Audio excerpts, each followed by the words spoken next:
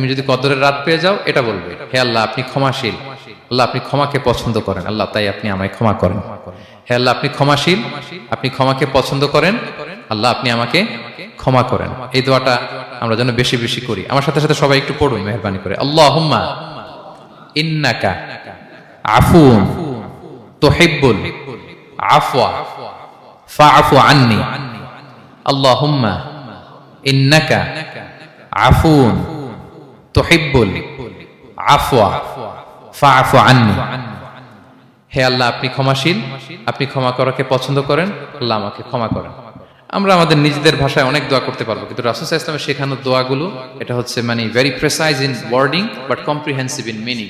এটার অর্থ, এটার আবেদন এটা অনেক বেশি। আমি অনেক 10টা 20টা বাক্য বলে এত সুন্দর কথা মিলাতে পারবো না। রাসূল সাল্লাল্লাহু আলাইহি ওয়াসাল্লাম যেটা শিখিয়ে দিয়েছেন।